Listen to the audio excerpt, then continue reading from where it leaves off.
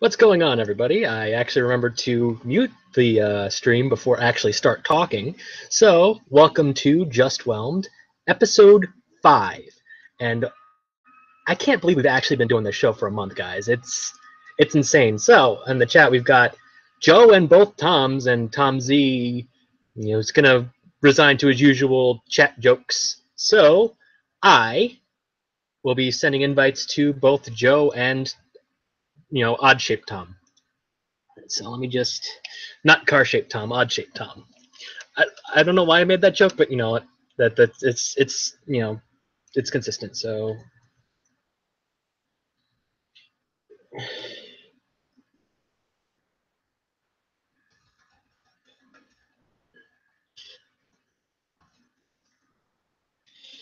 I don't remember to actually put the space in when inviting Tom. Again, remember to actually pull up my DMs before just trying to actually send the invite to Joe. Copy. And all right, everybody should be invited. And looks like Kimber is here too. All right. All right. That is the first time I've gotten a full the earliest I've gotten a full group. I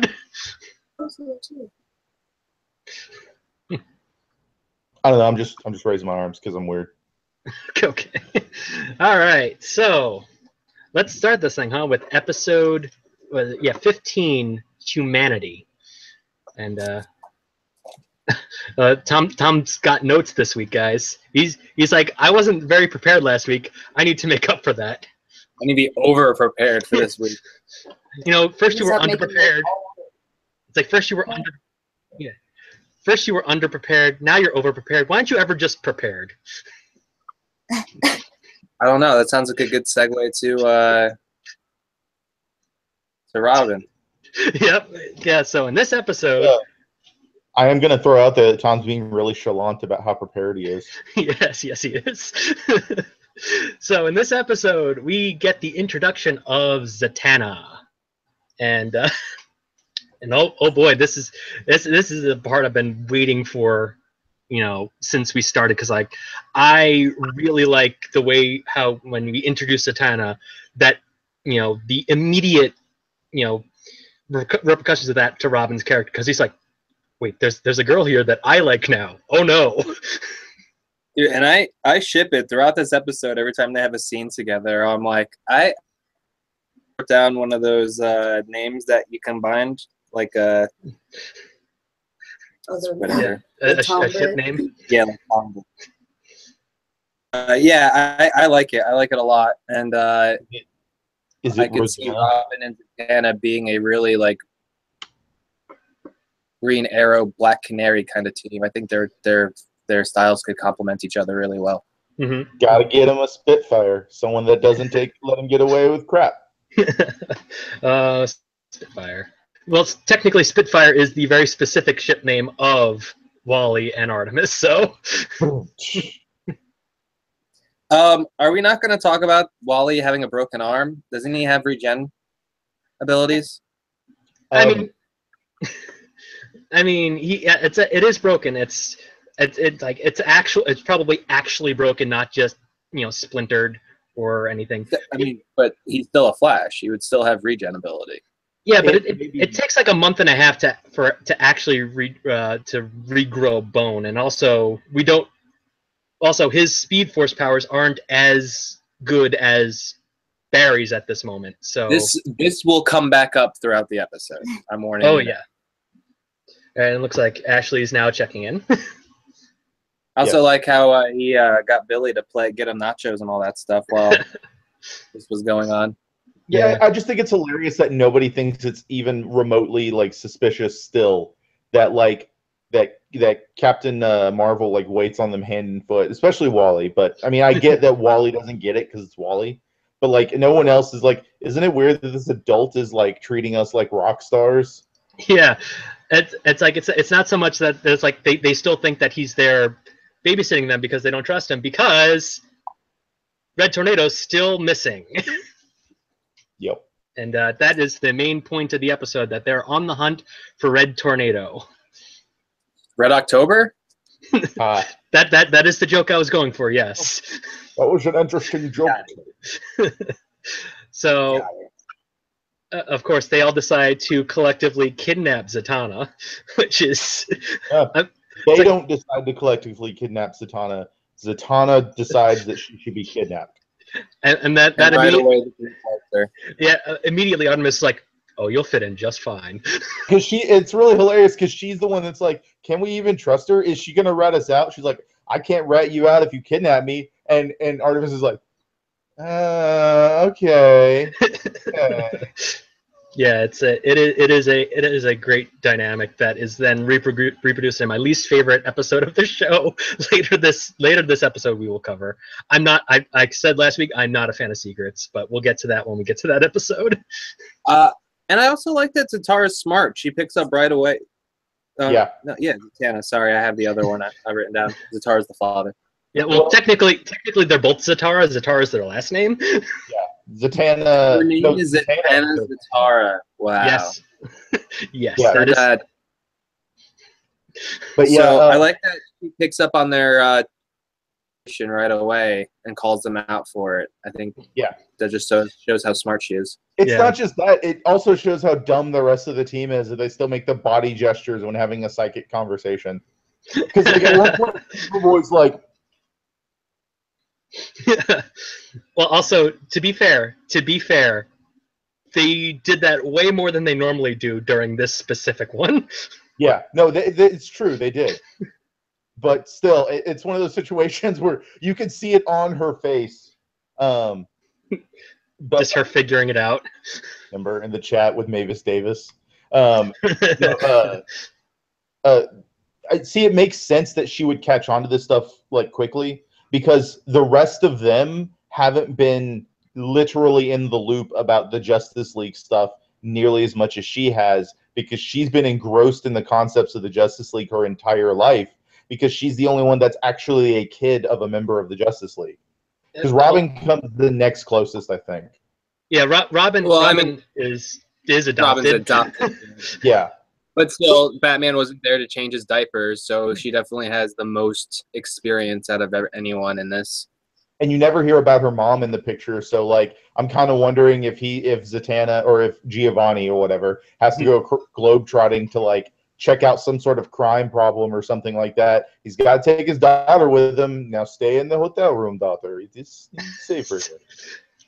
I just got flash forwards to a completely different character next season. I think Tom has an idea what I'm talking about. We'll return to that later. But they all decide, you know what? The League has thought of every smart move to figure out where T.O. Morrow is. We need a really dumb idea. So what do? They all look at Wally. They all look at Wally. Wally comes up with the idea to call into Bel Rev, talk to Dr. Ivo, because Dr. Ivo should know where T.O. Morrow is. I just love it that like everyone like looks at Wally. First Robin looks at Wally, and then they zoom out to everyone looking at Wally, and Wally's like, as it happens. And this again goes to what me and Joe were talking about last week, how there's such a stark difference between wisdom and intelligence, because Wally is a man of science. He is actually smart sometimes. Oh yeah. I know that life. Some idea, it pays off. I also think it's really interesting that Hugo Strange is the warden. Yeah, he got promoted to warden at the end of Terrors. Yeah, because that was the plan, like to get Amanda Waller ejected.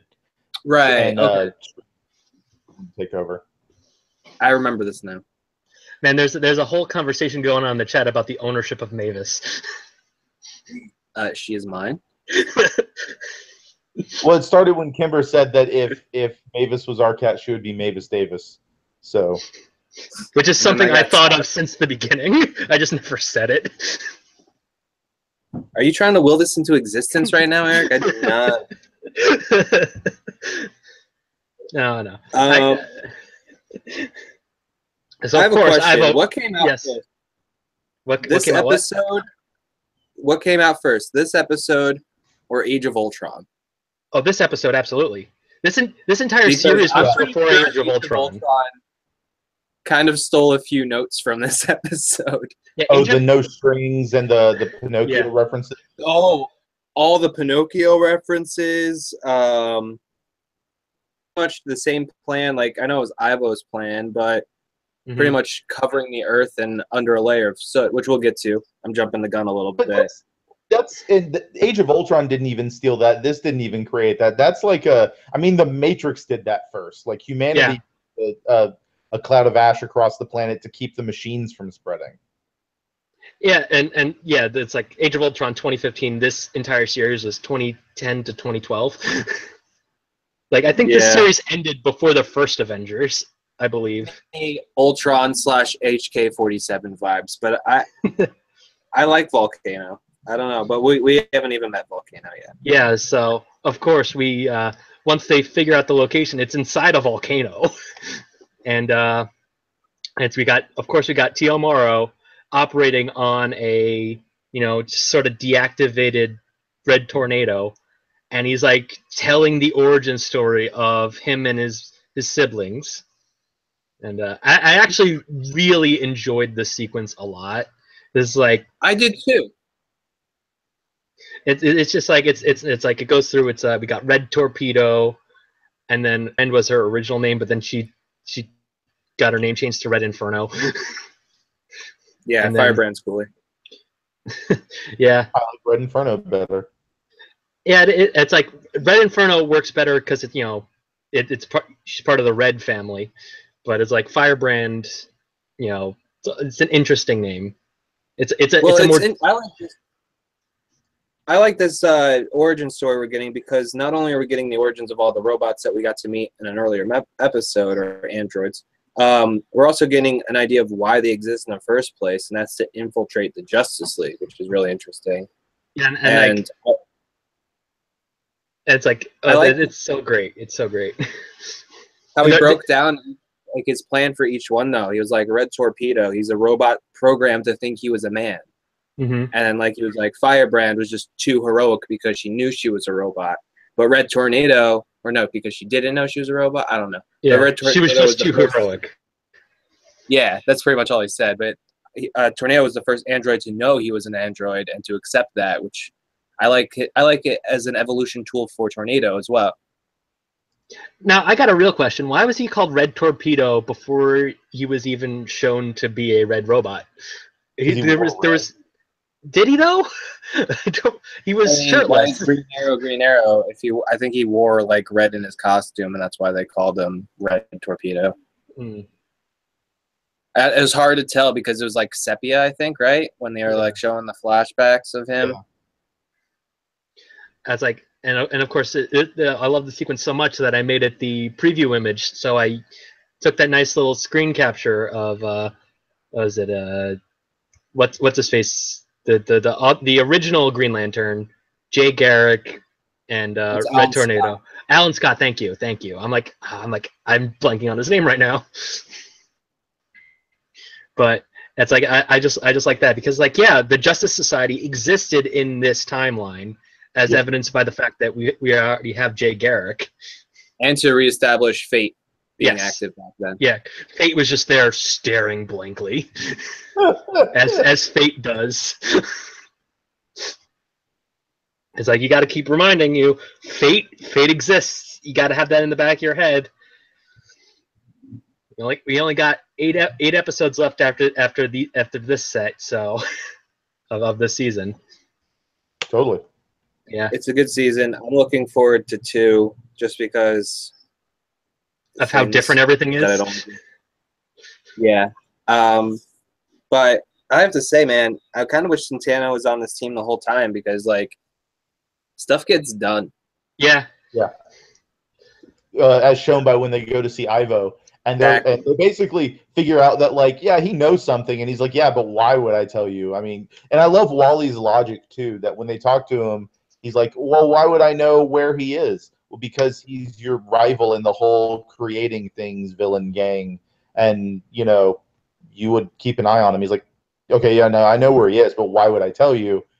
And they're kind of like, well, I mean, yeah, we can beat it out of you or whatever, or Miss Martian can try and read his mind, which she can't because he's too clever for that.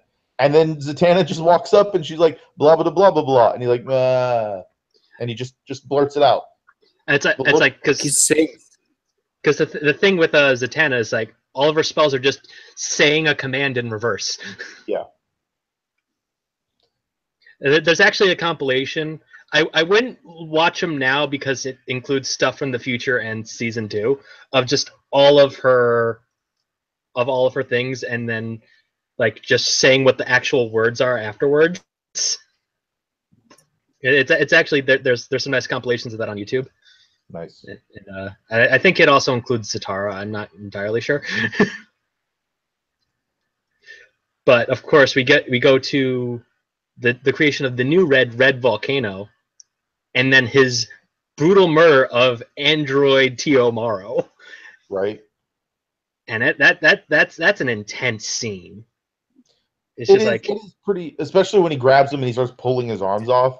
Before I figured out what was going on, I was just like, holy, did they just do that? Is this a thing that's happening?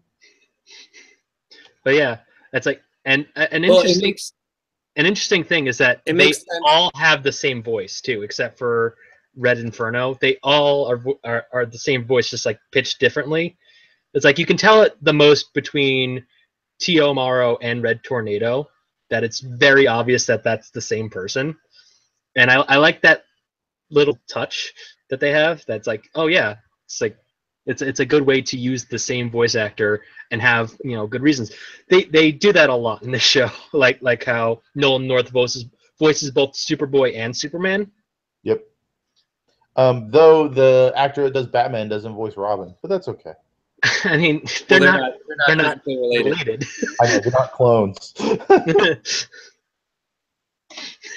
All right, so can I also really quick throw out there how much it still bothers me that I know Superman probably wasn't ready to be a dad, but that's so uncharacterized of Superman to not like try and take responsibility for another Kryptonian on the planet. I have a theory on that, and we'll get to that later when some stickers are introduced. Yeah, those some very important stickers are introduced next week. Okay. But I have a theory. No, you'll understand when we get there. But it's like I get it. You get some banana stickers. That's like they all say "hang in there," in the pictures of Mavis. Yeah. Oh my God. I'm like a killing. So Robin is still in love, huh? This is where we get the title of this episode. Oh yeah. Yeah, it's more in love, probably. Yeah. They got some intense first meeting flirtations there. Well, I don't actually think it's their first meeting, but because they've had to have crossed paths at some point before. I agree. It makes sense. He's the reason that Robin's not obsessed with literally any other female member of the team. It's because he's already obsessed with Zatanna. Well, and I'm pretty sure the interrogation of Ivo really went a long way to help that. He's just like, oh my God, that would make my job so much easier. That's so hot. Yeah. Yeah. It was... How do you guys feel about Zatanna's costume? Do you think it fits the motif of the rest of the team? I mean, it fits the motif of what she does. Yeah, I mean, it's like you really can't have Zatanna and not have her be in that sort of costume. It just you can't. I can say it's a little distracting, but that might be the purpose of the costume, because that's the reason Robin's colors are those, or because they're supposed to be distracting. Mm-hmm. Yeah, it definitely would help take attention off of Batman. Yeah. I just also want to throw out there how happy I am that in this iteration of the DC universe, they decided to make Zatanna like young and not as age as Bruce. Yeah. because I remember the animated series that Zatanna was a kind of a love interest for Bruce. Like, not really, but there was that flirtation and things like that because they were closer to the same age. So that goes to the fact that I'm really glad that this iteration of Zatanna's costume doesn't include fishnet leggings. Tom Zambino in the chat is like, it's because Robin is really in love with Batman. Duh. Distracting man legs, that's a bold strategy, Cotton. Let's see how it pays off. Joker, the J in Joker sounds for jealous, and he's got green eyes, so watch out. Yeah. But yeah, I will agree that the DCAU Batman has probably way too many love interests. Well, he also has the most charm. Yeah, he is a very charming gentleman. Yeah, he is not nearly as like dark and brooding as almost every other animated series Batman has ever been. Because the original, just Batman the animated series, he was kind of lighter than the rest of the Batman. And especially when he got to be Bruce, man. Like that voice actor. Well, I can't. My mind's skipping. Kevin Conroy. Now. Thank you, Kevin Conroy. He's always, if not the best Batman, at least the best Bruce Wayne, in my opinion, because he actually started the trend of doing a separate voice for Bruce Wayne and Batman. Yep. Without modulating it, which modulating is still better than pretend gravel voice.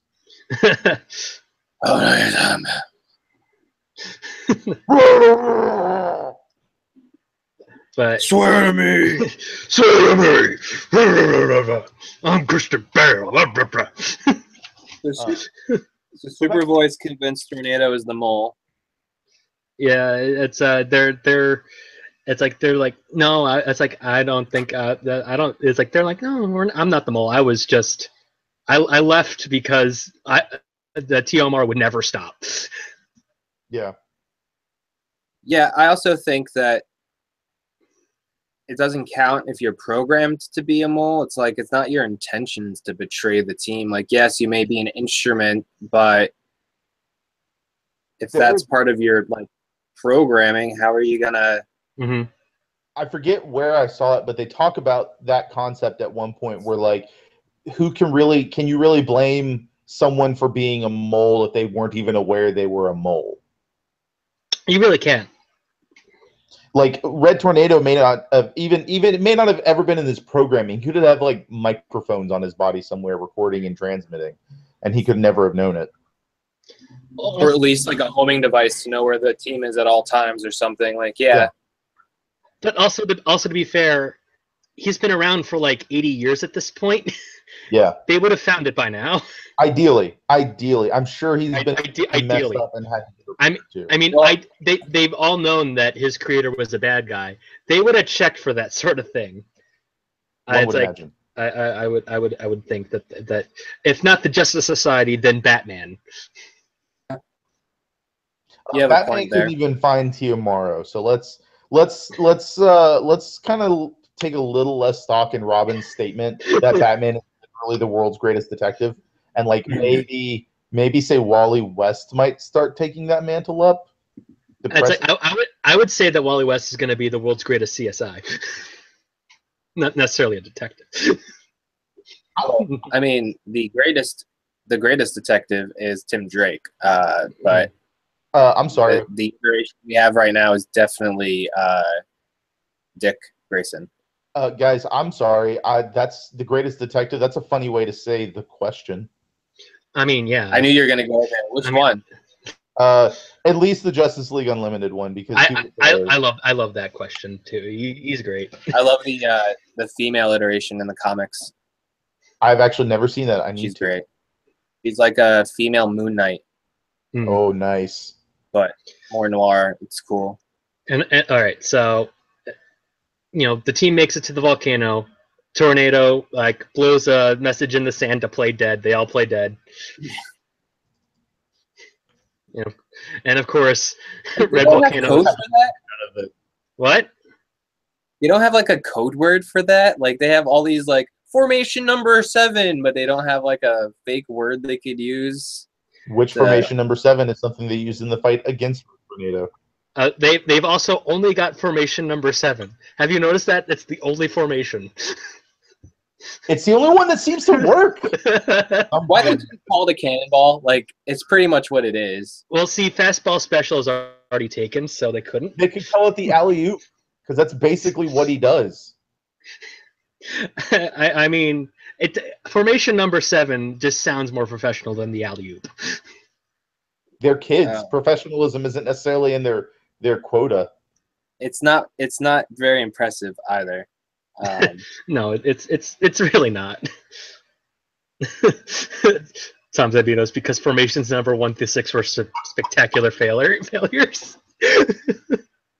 Oh man, next Volcano delivers his meat bag line, which I was like, HK-47, that's HK-47. Is anyone else seeing this? I did. I totally did that.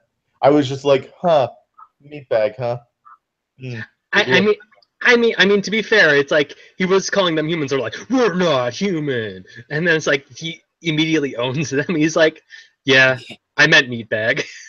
I could just see, like, it's like an internet argument where he says this, and someone's like, well, I'm not part of that group.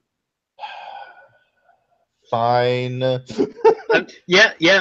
You can say calling them, instead of just calling them human, he just then comes up with some insulting term to collect all of them into one group. Yeah, I mean, Superboy and Miss Martian did sort of really actually that statement. Yeah. Both of them just like put on glasses. Actually. I mean, and it's not going to be the last time that they do something like that too. Yeah. But, and then of course, Tom, I believe it's going to be in your notes like this: Red Tornado goes out like the Terminator. Not Red Tornado. Red Volcano goes out like the Terminator. I didn't write this down, but I did think, and it might be a reference to this. By the way, first off, the Red Tornado pep talk was great. Did the whole volcano melting scene. The music during the scene was really good. I was getting like upset. I'm like, I don't even like this character. Why? He's a bad guy. We met him one episode, but this music's really good. But if you notice, Wally later on keeps a souvenir, and it's Volcano's arm. Yeah. Yeah. So it definitely has to be a Terminator reference. Oh yeah, absolutely.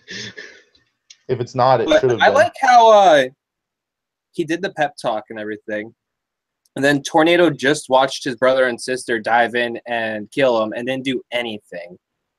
And then later on, Aqualad was like, you were willing to risk your life. And I was like, no, he just stood there and watched. No, he didn't stand there and watch. He got up and kept them down by standing on them, keeping them in the lava.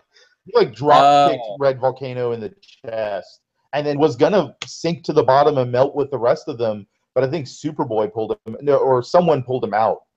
Okay, there was just so many red legs. I got them mixed up. Too much red. Because afterwards, he's lying there without, like, basically his legs. That makes sense now.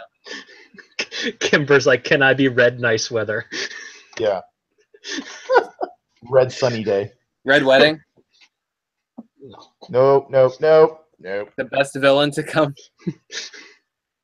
This villain doesn't even. I really like the Tornado's arc, though, by the end of this. We get to see the payoff of why there was a Morrow android. Yeah, because he Morrow bot. It's old, and I like that they established that.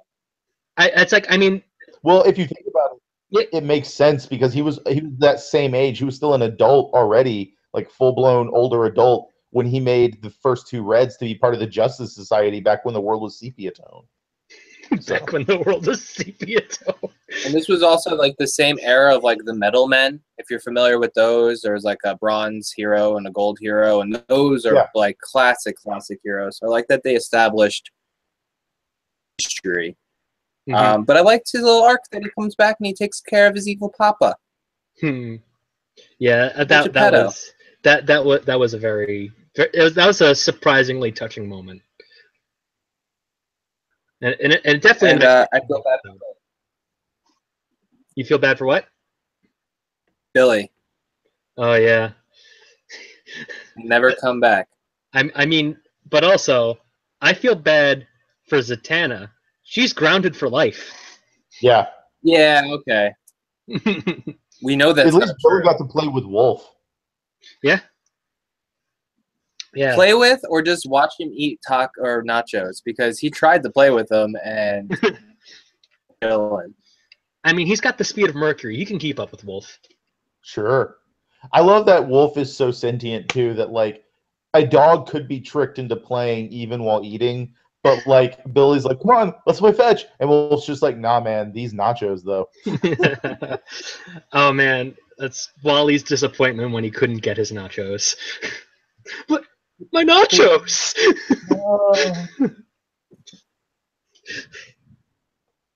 All right.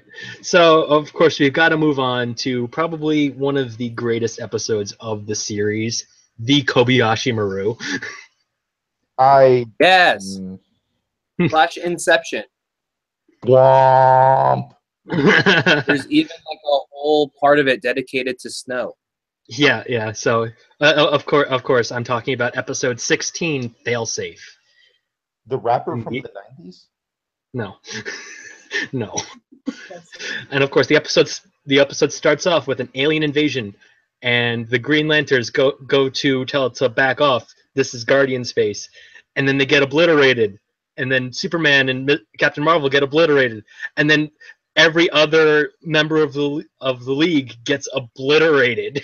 So Batman, Martian Manhunter, Superman, Captain Atom, and Shazam, or Captain Marvel, depending on what you want to call it. And see, this is really funny too because I was watching this on Amazon, and occasionally Amazon will try and push you to a different show if you don't go into watching the show the way that you're supposed to or something. I don't know. Maybe that's Hulu, but we've been watching a lot of Hulu recently too. So I thought maybe like, did I accidentally step into a different like DC animated movie? Did like right after that last episode of Young Justice, did it push me into another animated movie? And then afterwards, I was like, okay, no, this is actually the episode of Young Justice. So maybe it's a teleportation beam. Maybe they're just capturing all the superheroes. Maybe that's all right. Well, calm down. Yeah, let's not get ahead of ourselves. I'm just saying. I'm just saying. And of course, Ashley's like that awkward moment when Flash saves Iris, Yeah. and then they immediately get obliterated. And then Flash and Zatara both go down in Central City. I have never wrote zapped or zappoed more times. You also have Zots, because you probably have Zots. I do not. Those are for your notes. Fair. I will say, then we get Hawkeye, Hawkman, and Hawkgirl, and Green Arrow and Black Canary. But we get to see all these. Guess who gets killed off screen or whatever? It's Icon and Aquaman, and I laughed for 5 minutes that Aquaman got killed off screen. Yeah. Yeah.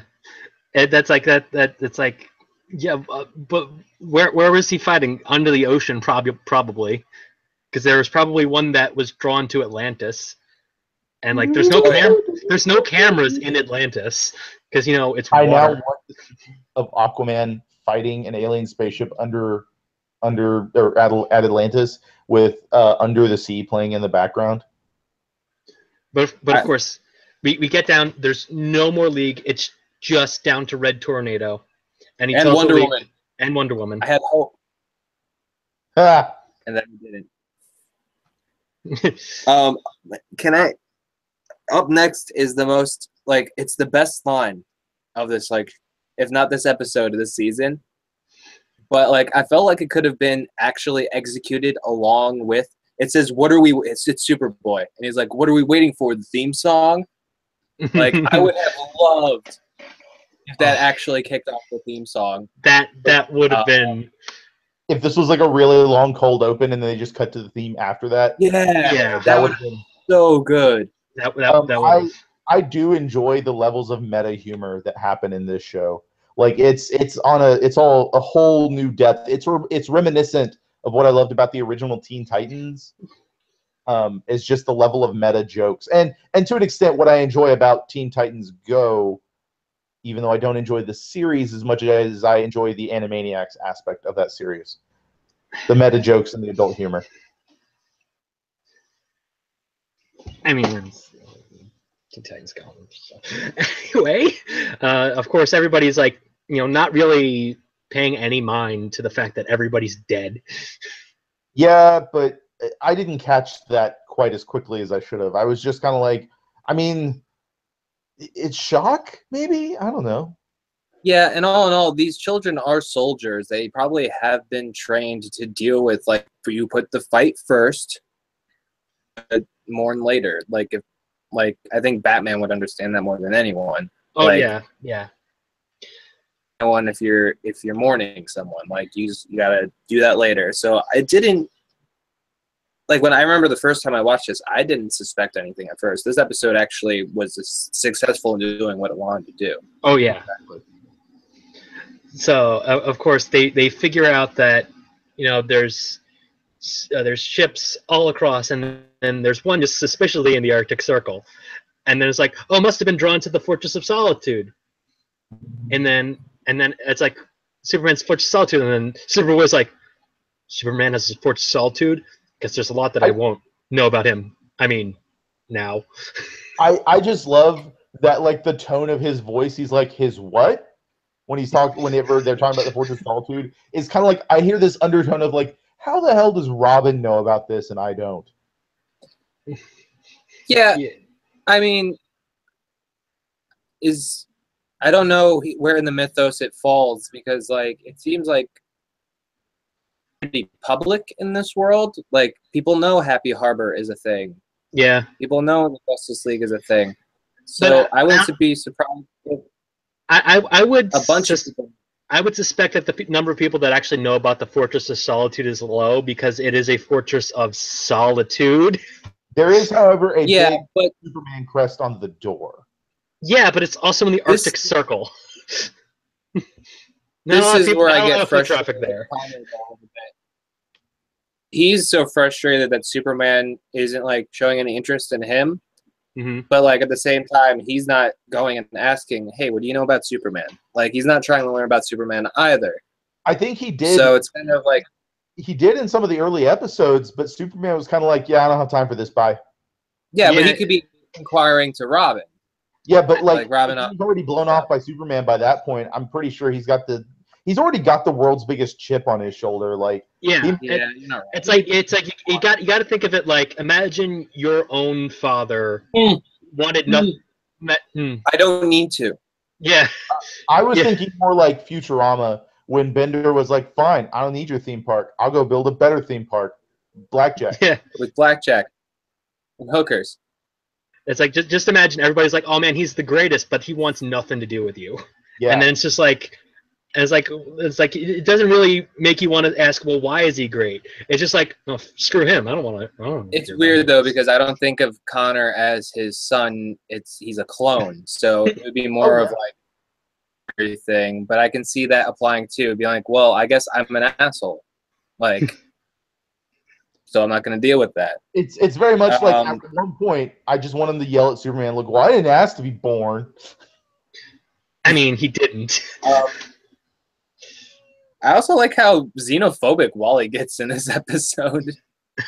And they're like, yo, you need to chill. Twice. Yeah. I mean, and the first time they call him out on it, and it's like, it got to scratch those hands, like, hello, we're Martian and Kryptonian here. Come on, Wally. Yeah, and then I do know Wally didn't mean anything towards them by it. I'm pretty sure when Wally says these stinking aliens or these dirty aliens, he literally means the ones invading right now. Yeah, I mean, they don't know the name of the aliens that are invading. In fact, they don't have names. And I wanted to point out, as they're doing, well, we'll get to it eventually, where I was going to make my comment. Mm-hmm. It's kind of like a social commentary too, though, because if you're going to blanket statement a whole group of people, but you're like, oh, but my friends are the exception. That's not any better. Yeah, it is the same thing. and of course, Wolf gets disintegrated first, and it's like this is where things probably should have been like, wait, what? Because Superboy just pays it no mind. Yeah, that hurt me. I was too distracted by how awesome their snow camo costumes are. Like, I love it so much. And it's like, and of course, we finally get an episode where everybody has camo. I don't remember Superboy having camo. Wasn't he still wearing like jeans and Yeah, He still had a white T-shirt. Yeah, he had a white T-shirt. That's how we should But I mean, like we got Robin with like a full mask too. It's Yep. like, Yeah, awesome. it reminded me of Red Robin. Yes. Yum. Some of the bioship was. Yeah, the bioship gets blasted a little bit later because the next person to get blasted. Because I'm talking about how it can integrate. Oh yes, yeah. That is an interesting thing about the bioship that it's like it's introduced here. I was like, oh, that's pretty neat actually. Also, earlier in the episode when they were making this plan, they were like, conventional weapons can't stop these ships. Cut to Artemis blowing up multiple ships, shooting them out of the sky and crap. I'm sorry, what? I mean, a bow and arrow is not a conventional weapon. A gun is a conventional weapon. An explosive is a conventional weapon. And I'm pretty sure bows were conventional weapons long before guns were. I mean, they were once conventional weapons. They are no longer conventional weapons. Yeah, now they're like archaic, which should not even still be a threat. I mean, it's like you got to think of Ewoks. we're both into the same place. Ewoks. Yeah. I was gonna compare the Ethiopians against the French when under the short dude. Napoleon. Sorry for a second. All was playing as his part from Bill and Ted's Excellent Adventure. And see, when you said Napoleon, my mind went to Dynamite, and I just see, God. This just Napoleon Dynamite just invading Russia. Oh, it's so cold. Oh, give me your freaking etouffee. God. We get so a certain blonde lady. Yeah, we Artemis gets blasted, and that's when everything changes. That's when it goes downhill. Wally flips. Wally's racist again. And nobody calls him out on it because it's like, oh my god, no, they just killed Artemis. Yeah. He's right. Then everybody, you go for your note first. No, I was just gonna say my note is Wally's gonna rampage. Insert Archer reference here.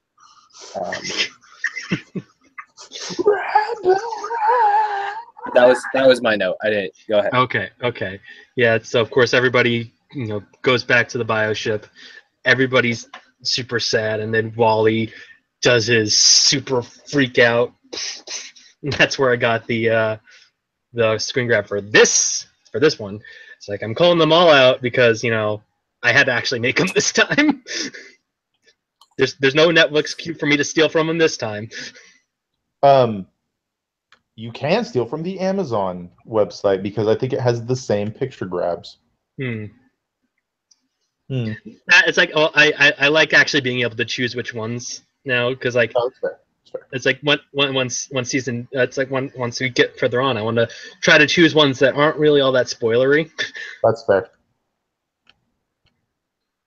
So, because some people will be seeing those like, oh yeah, these are the episodes that I got, and it's like, and of course, if it's like an explosion, if it's like the picture of at the very end of the scenario, McGann's face, it's like if I chose that, it'd be like, oh no, what's going on? Right.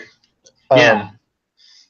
We're close to a point I wanted to talk about real quick. Is that I've never heard of a catchphrase being infectious like a plague, or if it was supposed to be part of the feedback from what's really going on. But at one point, Wally is even like, "Hello, Wally," and I'm just like, "Oh no, don't." I mean, he's been doing that for like half the season. Yeah, but not nearly as much as she does. And it's just, oh my god, it's so. You talk like the people you spend the most time with. Yeah, I mean, you don't steal other people's crappy catchphrases. I do all the time. And also, Superboy did it episode 5 with Aster. and Whelmed.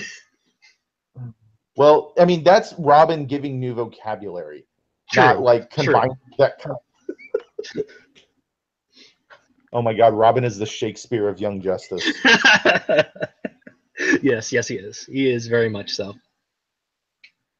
So it's like everybody's like all sad and dejected. They're like, okay, we gotta still help out. So they, go to the Hall of Justice, I believe, with the bioship. Mm-hmm. And they're like, they come across General Ewing, which I believe is the general from The Flash. I'm not sure. He's a general. It really doesn't matter that much unless, Like I think he's like specifically the general in like The Flash that was like messing around with Grodd and Firestorm. It's possible. I think it's Brown. Yeah. Played by I think Clancy Brown. Yeah, yeah. It's like I think that's the same character, but I'm not sure. I should have looked it up, but I'm like, eh. Is a good response. I just think like this is like an episode where DC EU can like take notes. Like, don't just say I'm gonna bring this up, but it's also one of my biggest peeves in like Rogue One. They say hope way too many times. But in this episode, like, it's fitting. He's like, no, we're going to the Hall of Justice because people need to see people still stand for them. Yeah.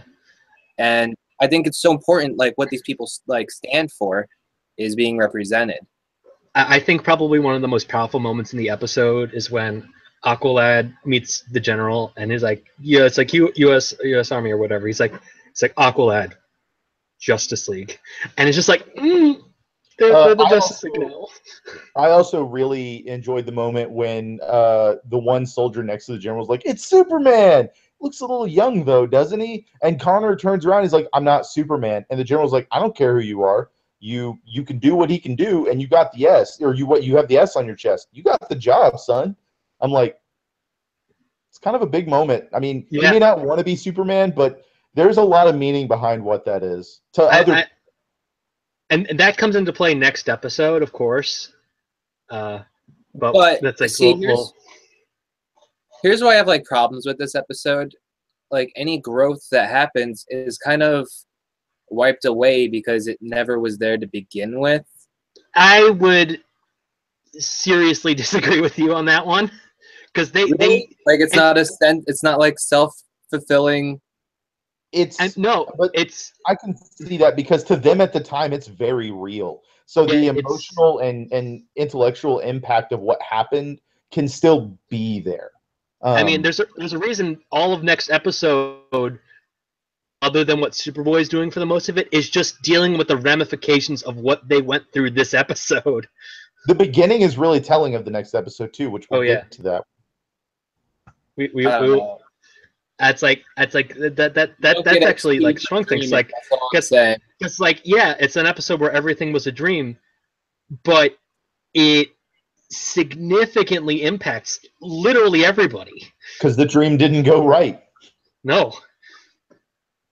It's way different from like Perchance to Dream for Batman the Animated Series, where he dreams that he got to live with his parents. But it's like, no, that's way different. This is like something that they deal with. This is seriously traumatic. Ooh, excuse me.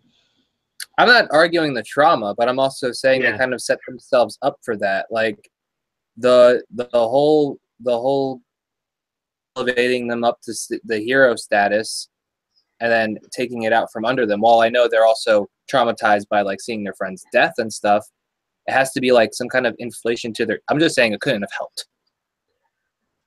I mean, it's like they went in expecting to be lifted to that level. What they weren't expecting is feeling the loss. Because I get that. I can't argue that it's a big moment for a character when an NPC is telling them that, oh, you're great, you're Superman, you're the best, good job. Well, I mean, he doesn't even really want that anyway.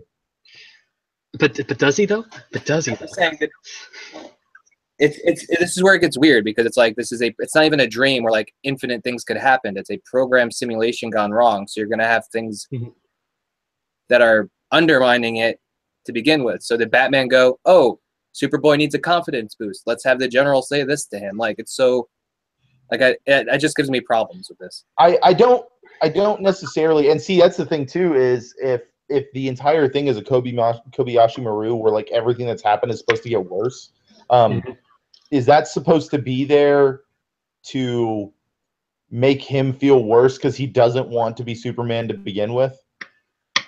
But he also says next episode, which we'll get to later, like it has the reverse effect on him at the same time. So it's like I would say that it is more so that I forgot what I was gonna say. I had something I was gonna say, and I just yeah. All right, I think we've held on this specific scene for long enough. Fair. This is also where I started wondering, like, what's going on? Why does every army guy have like a code to go and use the Zeta tubes? Yeah, it's because Martian Manhunter. It's like they find Martian Manhunter in the Hall of Justice underneath his own statue, which should seem very suspicious. I just thought it was hilarious. Yeah, and this is when it's like around the time where Wally's like, "Oh my God, they've got to be teleporting us, teleporting them, not disintegration." That's not how he says it, Eric. That's not how he says it at all. I've addressed this. I know. We've already talked about it, which is why I decided to not reference it, because I knew it would just aggravate you. Just aggravate your condition. But yeah, he finds out it's Zeta radiation these things are emitting, which makes him think that they're beams that function like they're Zeta tubes and can teleport people. And I'm like, I mean, that's what I thought, but maybe. It's like at this point, there's so much destruction that it literally can't be real. Yeah. About the time that the mothership landed on Smallville, I'm like, no. No. And there was a bustling city around the Hall of Justice. I was going to say, it looks like the Hall of Justice hired the Legion of Doom's decorator. Well, it's not just the Hall of Justice, but if you look around the area around the Hall of Justice, it's like desolate wasteland. I'm like, these aliens demolished an entire city. The Hall of Justice is still there. I mean, it's got to be made some tough stuff. It has to be there. Yeah, it's a symbol of hope. Like the Superman logo. It's not an S. And there's an S in the Justice, so yeah. Ugh. It just is. There just is. All right, so that's like they start Zetaing everybody. Superboy, it's like talking to one of the army guys. He gets hurt, and Superboy's like, "This one's next. Get him in there." And they can only go one at a time because that's all Martian Manhunter can do with the override. And he knows everyone's names, and he inputs them. Well, no. Jacob Lassiter. He does. Go ahead, you're good. He does an override, and I think they're probably like the computer for the Justice League has access to like a military database. So when it scans each person, which brings up the next question, are the biometrics and like recognition scans of every military member in a military database somewhere? So I don't know. I would assume that there is something along those lines. Yeah. There's like, I guess in a world where people can be shapeshifters. I guess in a world where people can be shapeshifters, anybody in any form of position of importance of anything, even your rank and file military members have to have their biometrics stored somewhere so they can easily figure out if the person is who they say they are. I mean, that's probably a good. They also attach certain units to like different places, like government buildings and stuff like that. If they need protection, maybe this unit was responsible for holding the front line, and they were in the program because they were like a Justice League unit. Also, GLU. Yeah, it's like also they were the military unit around the Hall of Justice. Yeah. Yeah. That was the case, though. They should have had some better tech weapons. Yeah, a little bit, just a bit. But of course, like powered armor or something. That's like at the last moment. at the last moment, Aqualad realizes that there's only going to be a couple more left, and he pushes Martian Manhunter in because he immediately gets obliterated after that, and we're down another member already. And this is not how Robin wanted to be leader. It's not.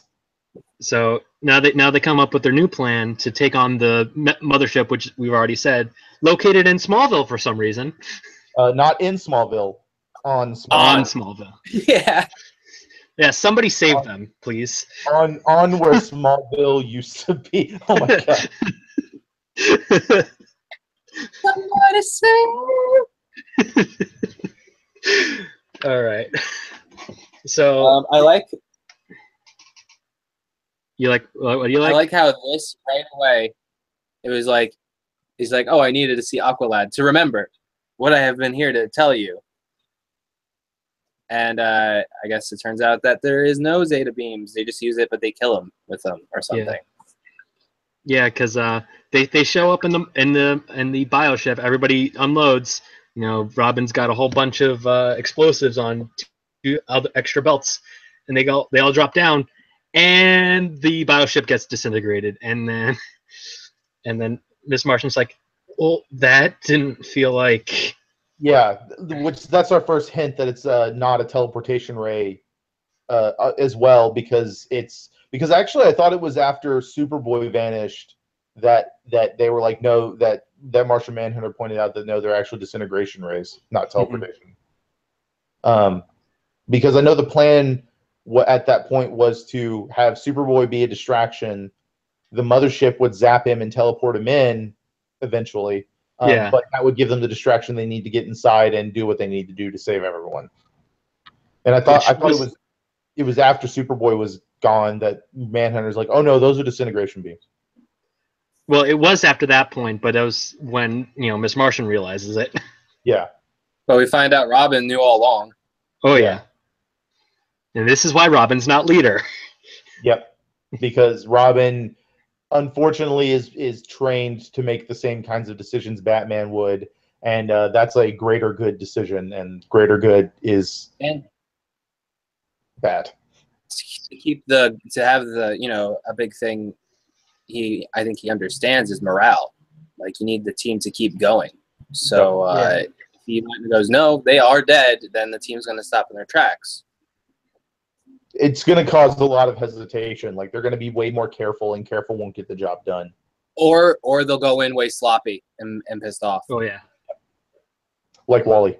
Yeah, if Wally went in knowing that Artemis was dead, there's no way they would have made it to the core. Yeah.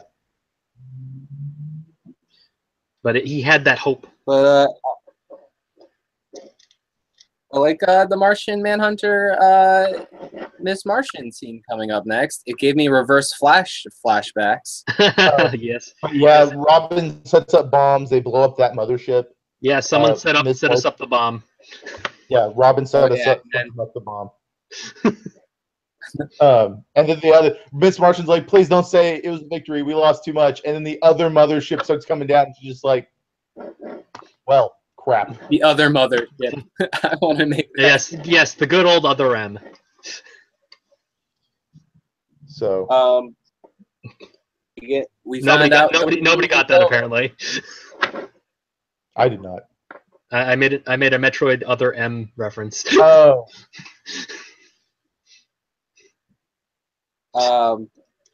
But yeah, Ruse is over. Yep. Everybody wakes up after like you said, Miss Martian got reversed flashed, or rather Cisco'd, I guess. I don't know. That looked really painful. There was just like, it wasn't even like a fist-shaped bump in her back. It was like a spear. It looked like a spear went through her. Well, I assumed he phased in and just stopped her heart.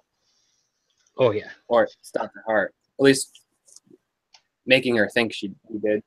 But looks like Tom Zambino's leaving to go set up Cars and Popcorn. So hopefully, whenever this is done, hopefully this ends before that point. But we just keep talking. Well, we got a lot to talk about.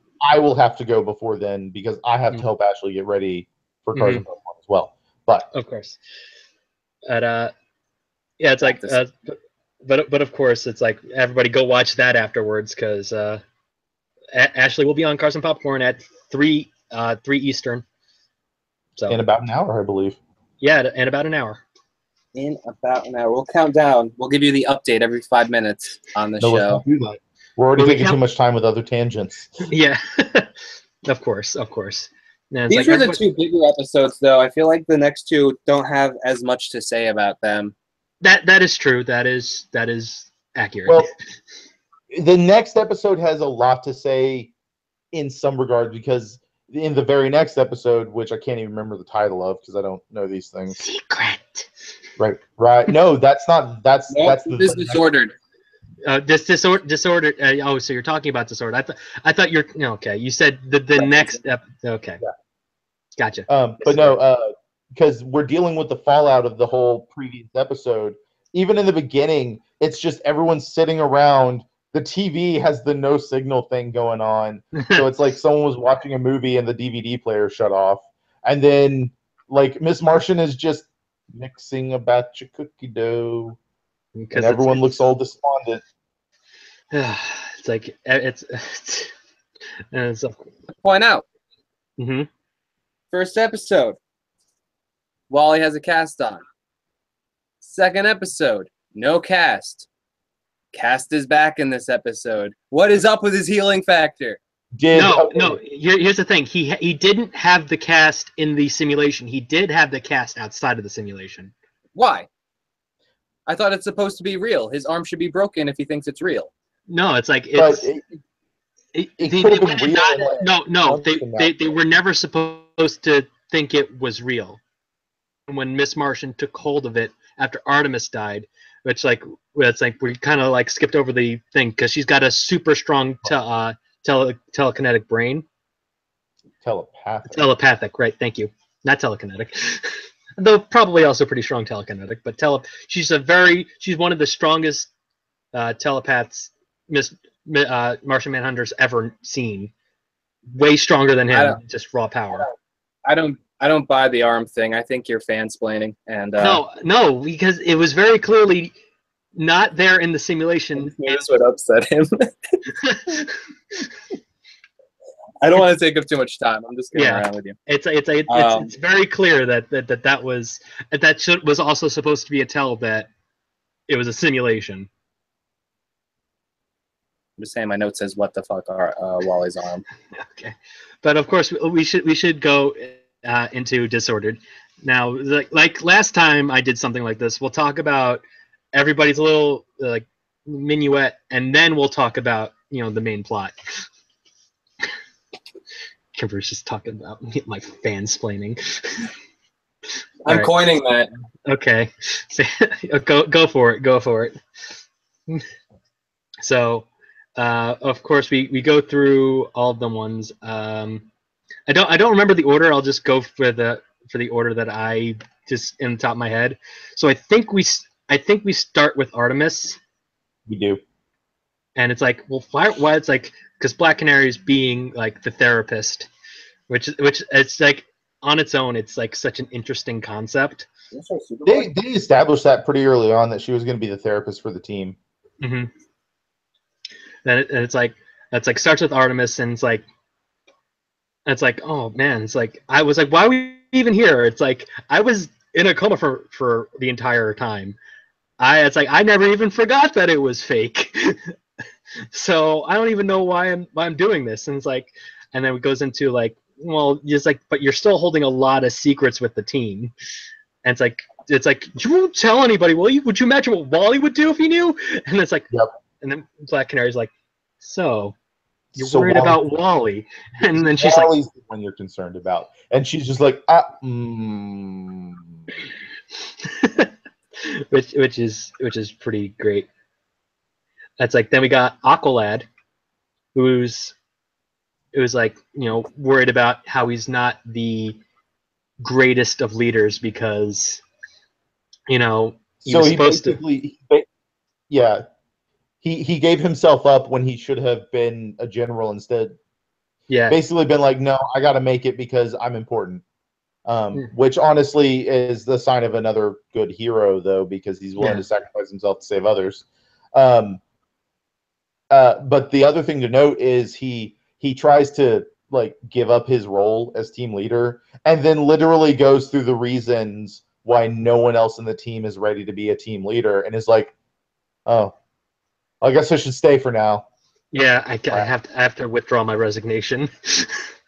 I love that, like, he's like, and Robin's too young, and Black Canary's like, "You're all young." Which is it's an interesting thing to think of. They are still all kids, and they're dealing with dying. Yep. Well, keep in mind, Aqualad seems like the only one who's kind of like above like the whole like high school clique kind of thing. Which I know it's probably because he was raised in a different atmosphere. Yeah. But like every time a boy girl shows up, they like get paired off, and Aqualad the whole time has never shown really interest in that except when he visits home. Well, And, yeah, the last girl he fell in love with, his best friend stole. Yeah. It's like he's still a little heartbroken over that. So I think he's been through a couple more adult things than the rest of the team. Well, they're about the same age. I would say that he's probably the oldest of the group, probably save for Roy. Artemis 2 is pretty. Well, I mean, Magan is like thousands of years old. I mean, but, I'm pretty sure Artemis and Wally are the same age. Roy is about to turn 18, and Wally is like 15 or 16. Wally's about to turn 16 because he's going to turn 16 next week. Oh, he can drive. Who cares? No. Remember the episode around that episode? Around that fact? Oh yeah, I totally forgot. There is an episode based around that. That's funny. Yep. All right. That's like we'll get to it, Joe. Don't worry. I'm sure. Okay. I mean, literally, we'll get to it next week. But in a flash. And then we move on to Wally, I believe. And upside down eating popcorn. It's like you got to love like the symmetry between Wally's therapy and Artemis' therapy, and also the symmetry between Aqualad's therapy and Robin's therapy in a bit. Yeah. Artemis and Wally are both like, I'm fine, except for this thing dealing with the opposite person, and and Black Canary points that out, and then they're both like, whoa, wait a minute. As where Robin's and Aqualad's got like the burden of leadership. Yes, absolutely. And then it's like, of course, it's like when Black Canary calls him out on essentially about liking Artemis. He's like, I'd rather talk about you. Yeah. He deflects by hitting on his teacher. And then it's like, Wally, you're in denial. I'm cool with that. I love Wally.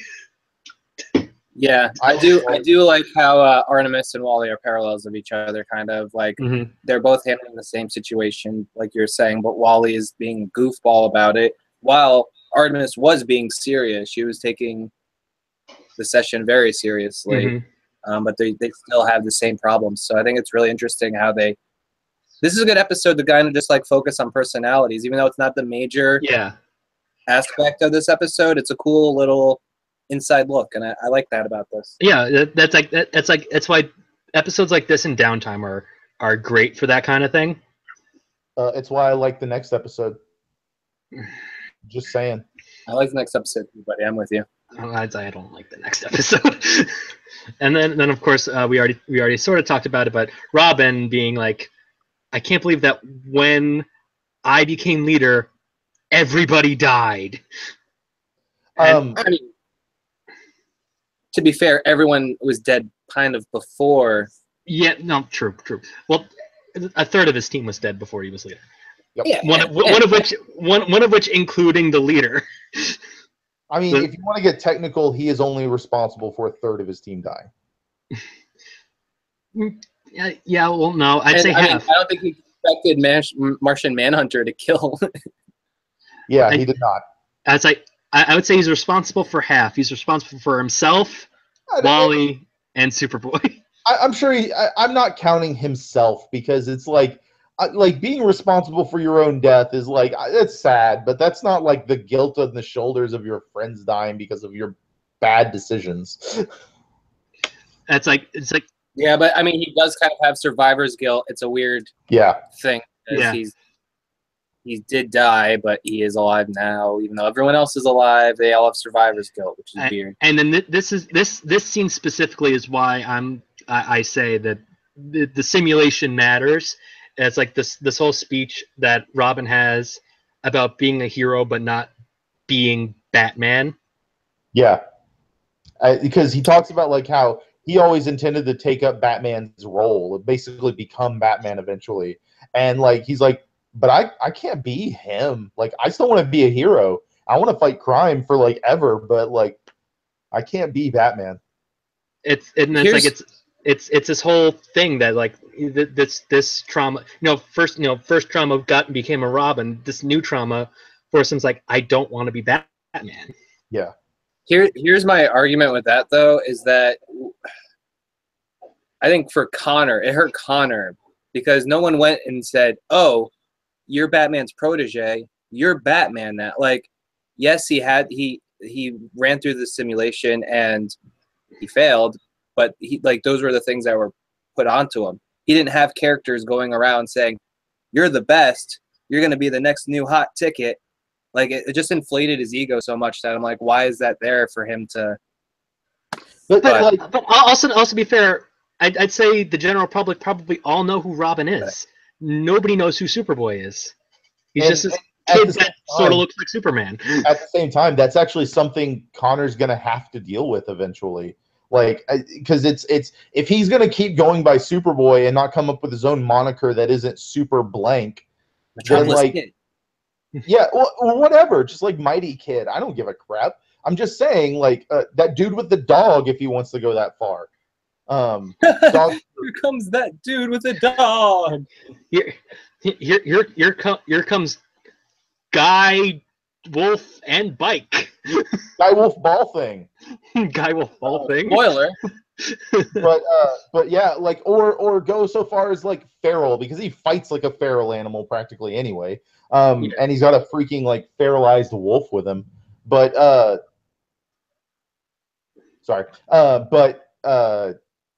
it's just one of those things that like, yeah, he's gonna have to deal with it whether he likes it or not. Like whether he would embrace the whole "you're Superman now" or whether he's rejecting the concept of it. It's something he's legitimately gonna have to deal with. I think I'd like to take that and transition into the main plot of the episode, which is Superboy and Sphere and Wolf all running around with the Forever People, who are new gods from New Genesis. My only real commentary on this whole part is who goes around calling themselves ugly. That's just terrible. And B, the Forever People gave me severe Captain Planet vibes. Oh man, yeah, absolutely. They've always I was really hoping that like Berta would come up because she's also a new god, but she like kind of has to work with Apocalypse depending on the storyline. But they were so campy that I was really hoping that like one of them would show up who was super grim. It's like it's like Captain Planet with like a splash of Symbiotic Titan. I love Symbiotic Titan. That show. It's like that show and Megas XLR got got the short end of the stick. Man, they're great. Ashley got Neutrino vibes because of their freaking car. I get it. Yeah.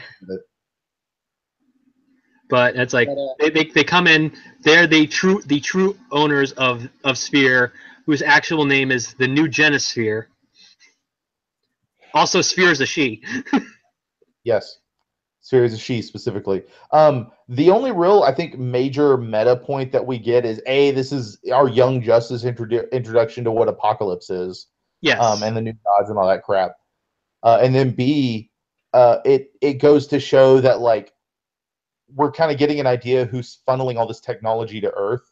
Because what's his name starts with a D. Deceit? The Dark Side? Whatever. The bad guy. The creepy dude with the melt face that's like getting them the weapons. Yeah, the guy that they're like, phew, they went Yeah. they went on her, and they're like gas cloud of him came out of her. Yeah. That guy. The tumor arm dude. Yeah, Yeah. yeah. It's something with a D. What? It's deceit. DESAD.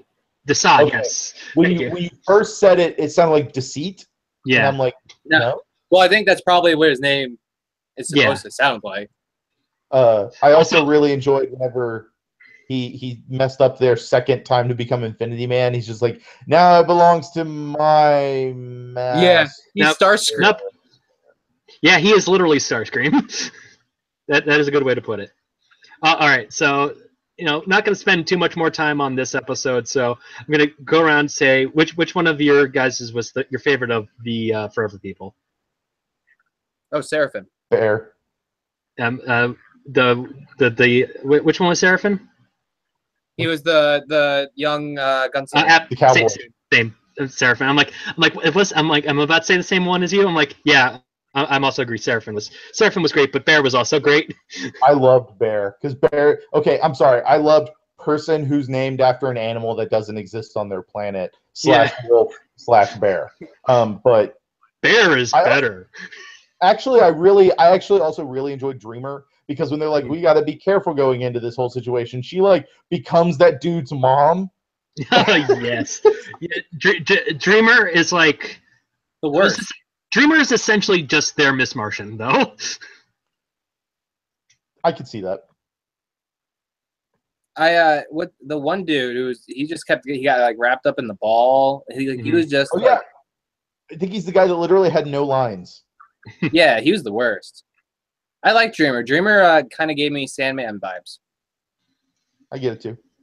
Yeah, Ugly, and I think the girl's name was Viper. I'm not entirely sure, but Whisper. Thank you. That's like they will be back next season, I believe. But there's really nothing to them this episode. I'm like it's like the first time I binged through it like last year. I'm like, I watched it when it came out. Then I binged through it last year, and then it's like, oh yeah, they do come back. Oh, yeah, because they're completely unmemorable. Ugly. Season too. It's like they're just. It's like they're just completely unmemorable, but they come up like 3 or 4 times. Yeah. Totally. But as this was I think a good lore insertion for what we meet up in season 2. Like I felt like if they try to do this in season 2, it might have been too much at once. Yeah, and it's like, and of course after this entire battle, Superboy finally sits down for his therapy session. And he's like, it's like, I was happy. All my friends were dying and I was happy. How could I live with that?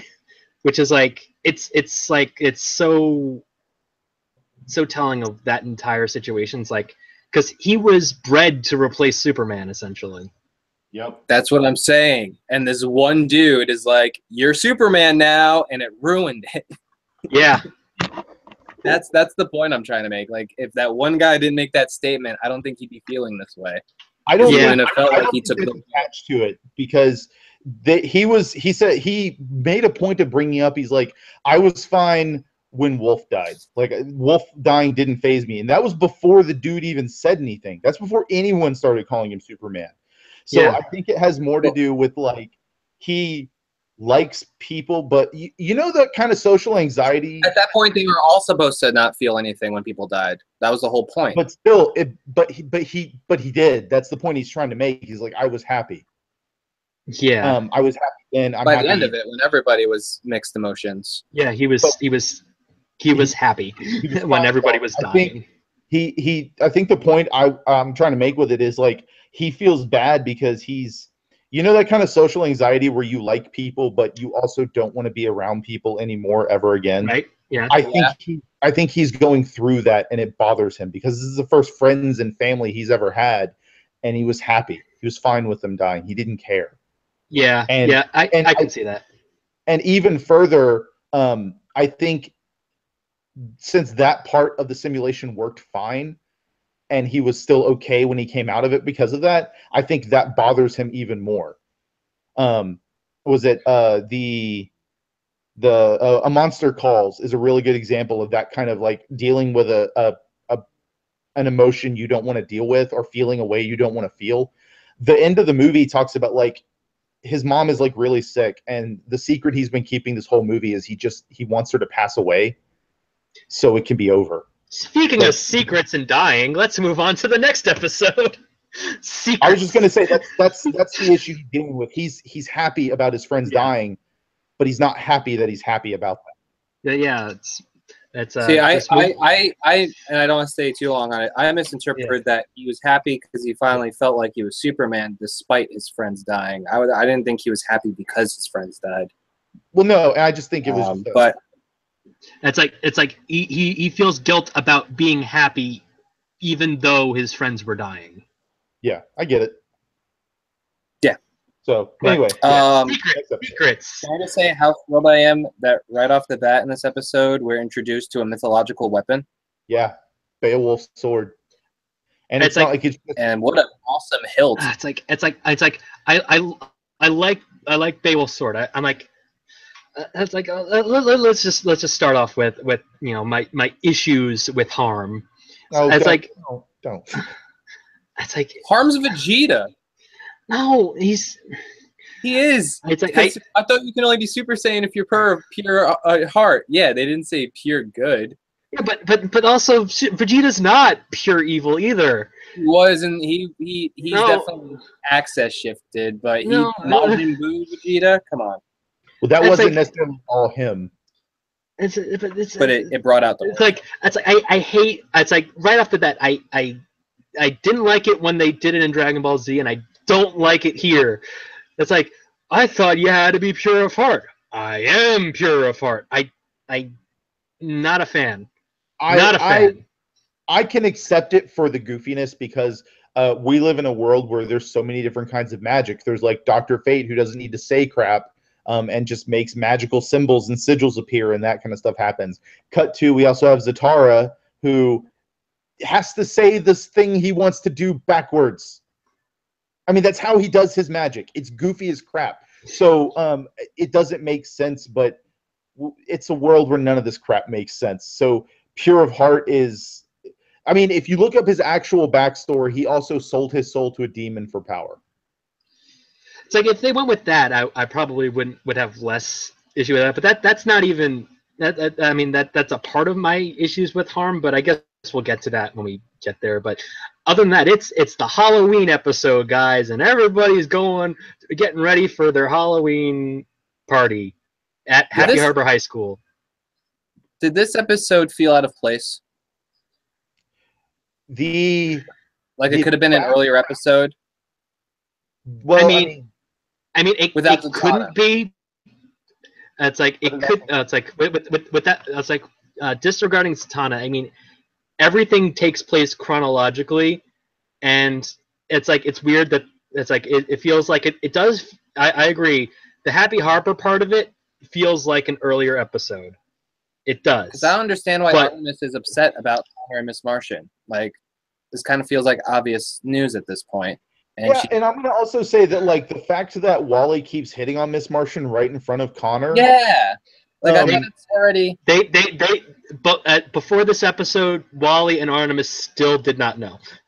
No, but it's the fact that Connor's not responding to any of this as well.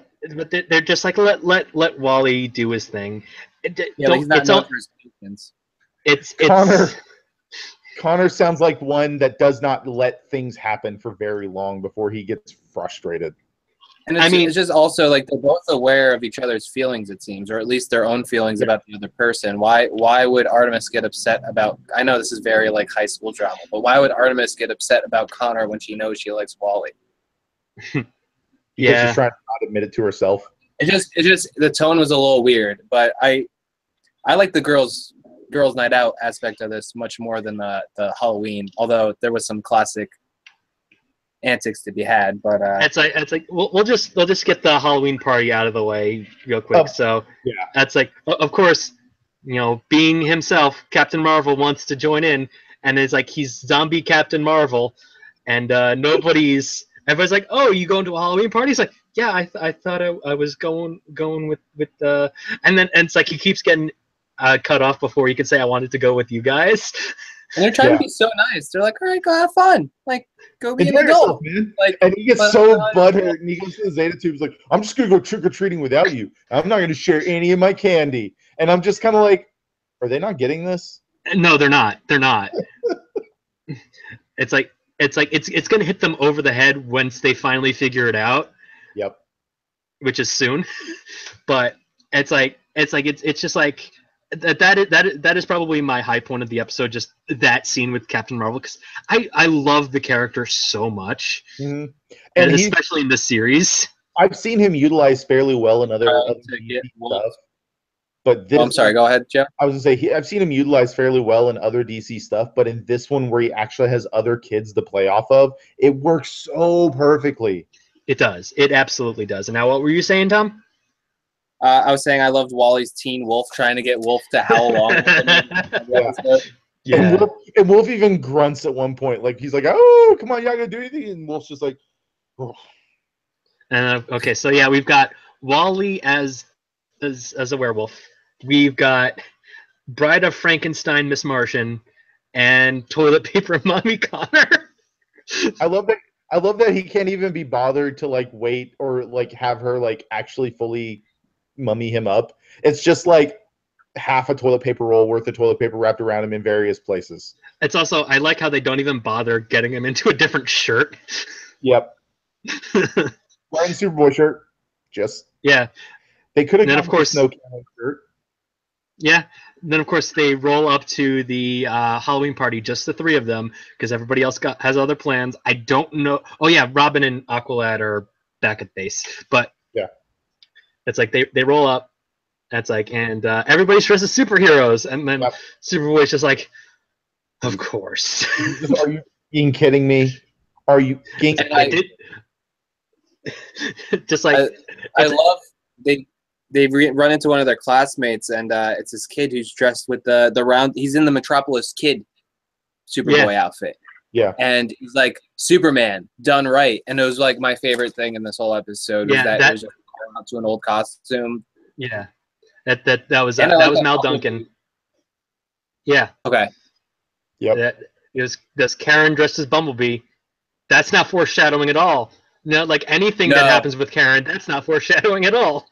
I also really like that the three of them are literally the only people at this party not dressed as a superhero of some sort. Yeah, that's done on purpose. I know. I just think it's funny. Yeah, it is funny. But of course, you can have obvious writing. There's sometimes you can have obvious writing beating you over the head, and it's still good. Yeah. That's like in Kingdom Come when they at the end when they're eating at a superhero themed restaurant, and it's like it's Batman and Clark eating like a steak at a and it's just like no one would ever think that would be here. Like yeah. And then of course we get there's a threat of a Martian invasion, and of course this flipped Megan out completely. Yeah, because she's like, because it was one thing we did skip over. We completely forgot to talk about Megan's thing last episode. Oh. Whoops. You're white. Oh, you mean Caucasian? Yeah. I'm fine being Megan. It's like, oh yeah, yep. That's a little bit of a confirmation that Megan is in fact a white Martian. Yep. Or at least a hint. Yes, that is a hint. It's like they're great at throwing out those hints before they actually come into play. Yep. But I think they go to like try to call in the whole team, but Superboy is like, hold on. And he figures out Marvin's behind this. Is this also the episode where Batman and like Red Tornado and a few others have a big discussion with Robin and Aqualad about the mole situation? Yes. It is. Because I think they narrow down potentially who could be the mole to like her and maybe Superboy. Her, Superboy, and Artemis. Yeah. Because Artemis is a mystery. Megan is one of like 1,000 of Martian Manhunter's nephew or nieces. And they have no idea what they did to Superboy at Cadmus. Yeah. So it's like, it's like, it's like, of course, it's Marvin again, just messing with messing with the group. So it's like they're like, okay, we'll play your game, Marvin. So they have Miss Martian transform into Marvin the Martian versus Marvin.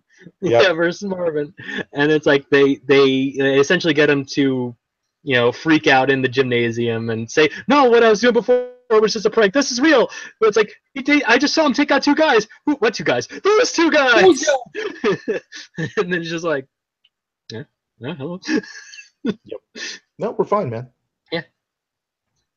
And I was like, but and of course, and it's like now, and to the rest of the episode, I enjoyed the girls' night out aspect of the episode. Just anytime Harm is on screen, it's like it's like it's just the way he talks, it just irks me.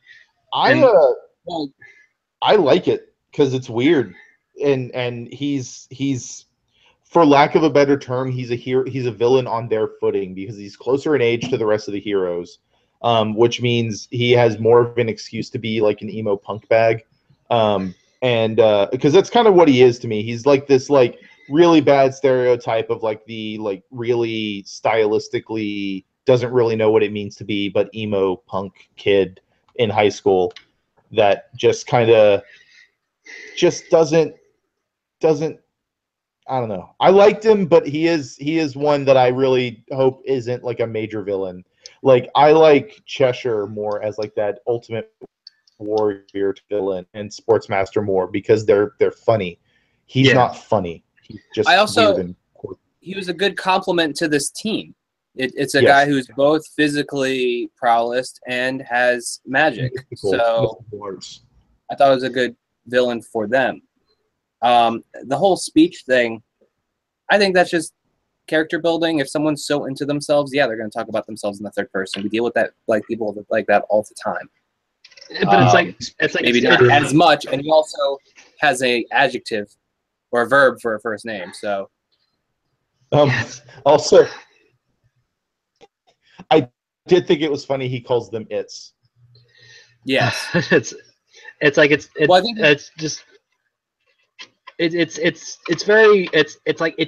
it irks me especially whenever he opens his mouth, especially towards the end when it's like he starts using I again, and it's like, you were making a very conscious decision to do that, and then you're just breaking now and you're calling yourself I, and it's like, why you got to be so pretentious? Well, it was him becoming less pure. It was obvious that like he was on a different plane. I think Joe's got to get out of here to help Ashley. Yeah, I gotta get out of here. Ashley's got to get ready for the cars and popcorn, but I will be back next week when we join again. All right, see you, Joe. All right. I was like, it's like probably one of the better parts of the episode is just how visibly frustrated Artemis and Zatanna are getting with Harm. The more they get along, the more they're going along. Yeah, and I kind of like how they kind of flip the script at the end. Even Artemis goes, "Oh, you can't fight it if you're like too busy battling yourself." I definitely liked how he became unnerved and like we can like argue that the whole thing's dumb, being like pure of heart is blah blah blah, but the fact is he did it and it worked. Mm-hmm. And I think and of course we probably should talk about what named the actual episode. No, don't say it. We're not allowed. It's a secret. And of course they're being led around by a ghost the entire episode. But it's fitting. It's Halloween. I like that it's a little ghost story. It's a ghost on Halloween. Yeah, it's like I almost wonder if he did this on any other night, if he would have gotten away with it, because like the whole thing with Halloween is that the veil is thinner between worlds, so maybe that's how she was able to contact people. It could have also been that he could only access the sword for the first time on Halloween. Yeah. The eye scar, was that from the sister? I think so. That's cool. I like how he kind of like wears that as like a badge. It's like I can't get behind as an older brother. I can't get behind killing a Well, you're little not supposed sister. to, I mean, yeah, but that's what makes him evil.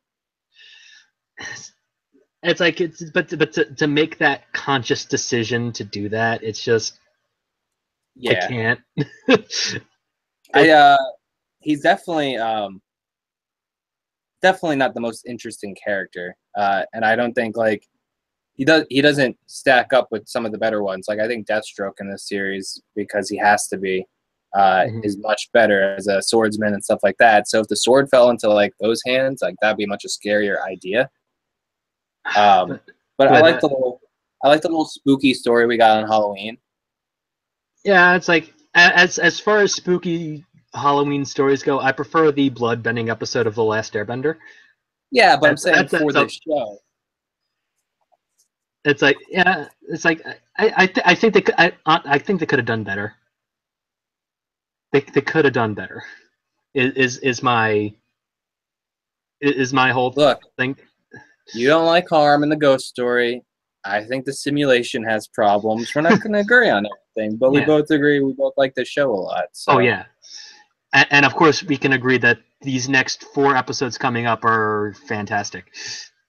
Yeah, I have to review them again, but you laid some hints down of what's coming up, so I'm excited. So let me just pull up the episode list here real quick.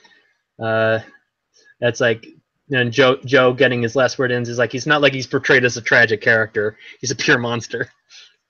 All right, so he doesn't have an arc. Yeah. So let me just pull up the episode list. Don't know why I didn't do this earlier.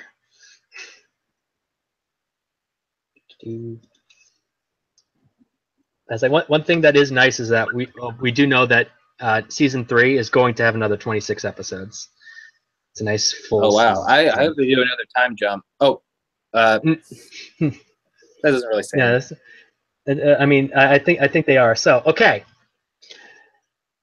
Now we're getting into all of the foreshadowing we've been doing all season. Gets to lead up into these next 4 episodes, because these are literally the 4 episodes I've been alluding to all season, and I can't wait, because starting off episode 19, Misplaced, episode 20, Cold Hearted, episode 21, Image, and episode 22, Agendas. Image is the only one I'm really blanking out on, but I'll go and I'll look at the synopsises after the. It's one that you alluded to last week. Oh, did I? See, I'm horrible with names, so. It's But I will definitely. It's the episode where we get Queen Bee. And okay. Yeah. And you remember what you alluded to last week? A certain character origin that you weren't a fan of, of the changes. Yeah. We'll get to talk about that next week. We will. All right. Yeah, hopefully I'll be able to be awake and spry, and I'll do my best. But this was a lot of fun. Thanks for having me, Eric. Oh, of course, anytime. I think this is now officially our longest episode. You're welcome. Yes.